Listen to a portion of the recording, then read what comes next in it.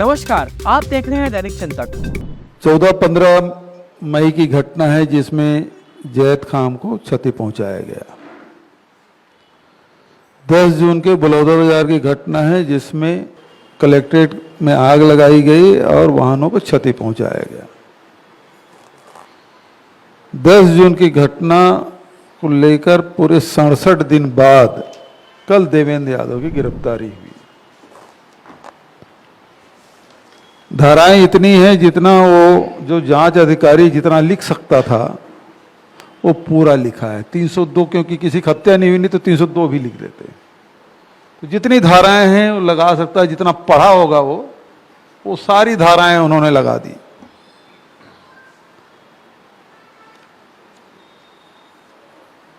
शुरू से ही जो जैसा कि नेताजी ने कहा कि जो सामाजिक सौहार्द है बिगाड़ने का काम हुआ, वो आरोपी अभी तक के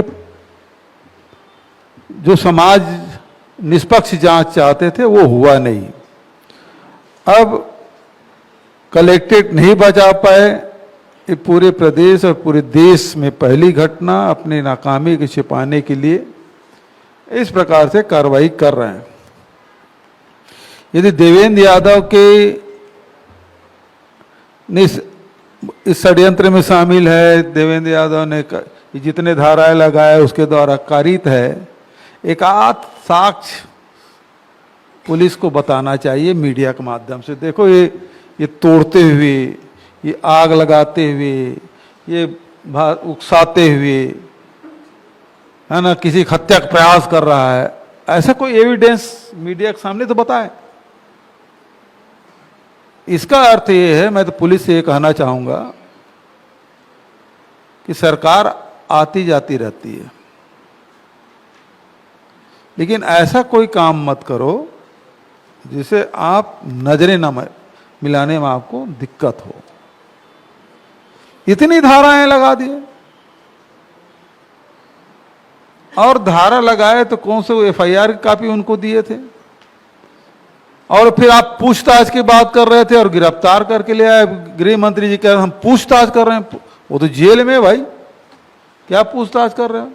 पूछताछ करने के लिए पूछताछ के लिए बुलाए तो गए भी थे, और क्या पूछताछ करना था? उसके सवाल क्या थे? पहले पूछे वो क्या सवाल थे, और अभी पूछना चाहते थे क्या सवाल है, और जेल में भेज दिए।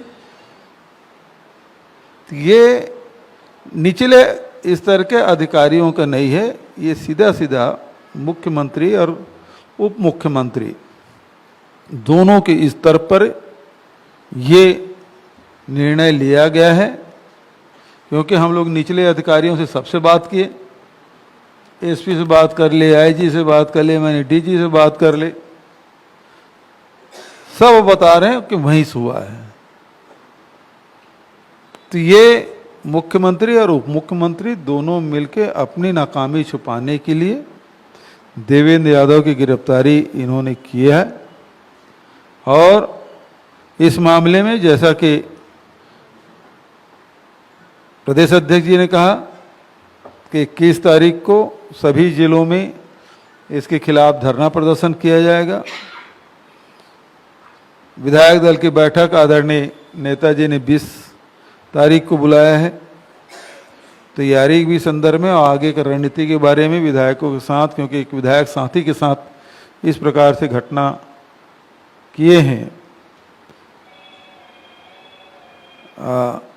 जिसमें कोई अपराध नहीं किया है, ऐसे निरपराध व्यक्ति के खिलाफ इतने सारे धारा लगाकर गिरफ्तार किए हैं कि बेहद गंभीर मामला है। इस गंभीरता को देखते हुए नेता प्रतिपक्ष ने 20 अगस्त को मीटिंग बुलाई है। आगे की रणनीति की तैयारी हम लोग करेंगे।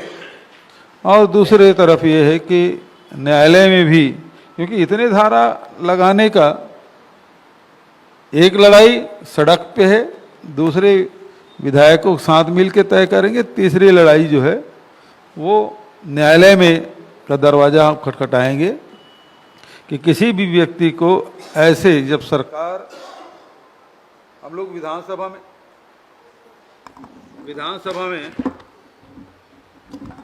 भी जब बात किए, ये जिसका उल्लेख भारतीय जनता पार्टी के नेताओं सनम जांगड़े से लेकर सारे नेताओं का नाम उल्लेख हम लोगों ने किया, उसके खिलाफ कोई कार्रवाई इन्होंने नहीं की।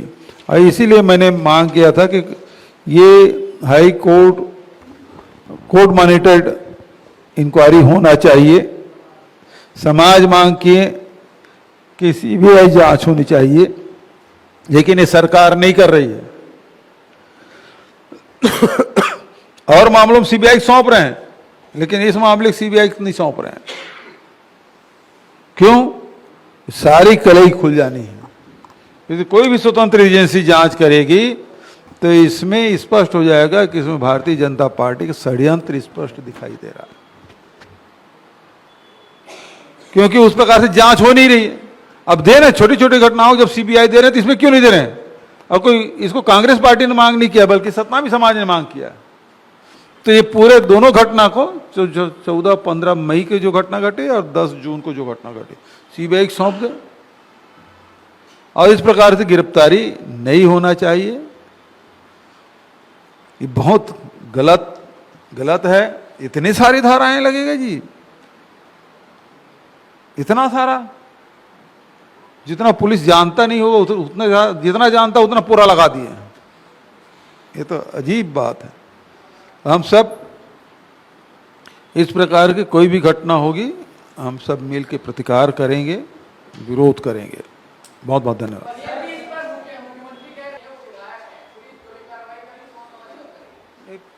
मुख्यमंत्री जी जब बयान दे रहे हैं तो जब मुख्यमंत्री पहली बार तो मुंह खोले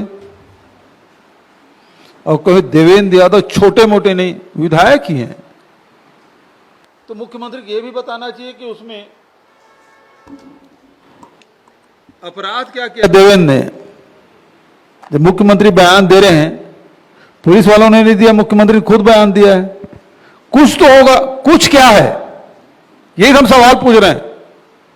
वो कुछ क्या है जिसमें इतनी धाराएं लग गई, जिसका उल्लेख हमारे अध्यक्ष जी ने किया कि धारा कैसे लग सकता है? मुख्यमंत्री जी सवाल तो यही है।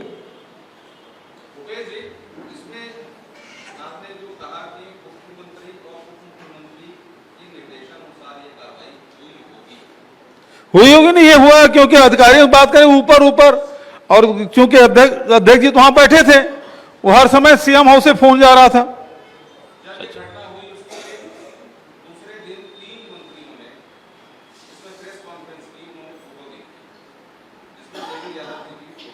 तो क्या ये पटना था उस समय से नहीं?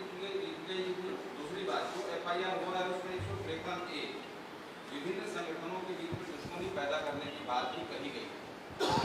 ये आरोप भी उनके ऊपर दोषित किया गया, तो इसे किस रूप में देख रहे हैं? पहली बात यह है कि तीनों जो मंत्री लोग जो आरोप लगाए वो अपनी जो गलती हुई, जो आग लगी उसे छुपाने के लिए आरोप लगाए। दूसरी बात यह है कि वही फोटो है कि पुलिस के फोटो नहीं है, ये खुद देवेंद्र यादव ने उस कार्यक्रम में उपस्थित है, वो खुद अपने सोशल मीडिया अपलोड किया, उस फोटो को डाला है। पुलिस बता दें फुटेज कौन सा है, उसके पास तो फुटेज भी नहीं होगा, जो क्योंकि वो जहां आग लगी थी वहां तो गए नहीं थे देवेंद्र यादव, वो कार्यक्रम स्थल में थे, 10 मिनट बैठे। क्योंकि मैं उपस्थित था और उसको रायगढ़ जाना था तो उन्होंने फोटो अपलोड कर दी, वही फोटो वो दिखा रहे हैं। मैं वही मुख्यमंत्री जी से पूछना चाहता हूं कि इतने धाराएं लगी तो उनके द्वारा कारित कार्य क्या क्या हैं बताएं, जिसमें इतना धारा लगा दिया। ये मुख्यमंत्री जी बताना पड़ेगा, क्योंकि मुख्यमंत्री बयान दे चुके हैं। कुछ तो होगा, क्या कुछ है वो बताएं मुख्यमंत्री जी।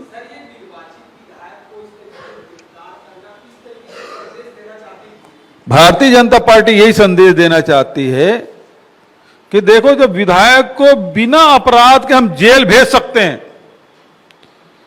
तो पूरे छत्तीसगढ़ के लोग समझ जाइए, समझ लीजिए, हम किसी की भी जेल में ठूस सकते हैं। यह विष्णुदेव साय सरकार ने संदेश दिया है।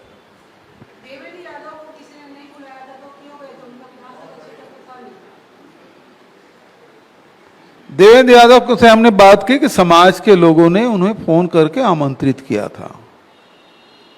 और कोई भी सामाजिक कार्यक्रम हो चल ही देते हैं लोग। अब वो रायगढ़ जा रहे थे, चलो मैं शामिल हो लेता हूं, और चल देने से कौन सा अपराध हो गया भाई? यदि किसी कार्यक्रम में चल दो, कोई भी सामाजिक बैठक हो रहा हो, तो चल दें तो कोई अपराध हो जाता है। और ये षड्यंत्र बता रहे हैं, तो षड्यंत्र क्या क्या किया है बताएं, पुलिस को बताना चाहिए प्रेस कॉन्फ्रेंस करके, आप ही लोग बताएं। धन्यवाद। आप देख रहे हैं दैनिक चिंतक। आगे की अपडेट के लिए बने रहे हमारे साथ। हमारे चैनल को लाइक, सब्सक्राइब और शेयर करना ना भूलें।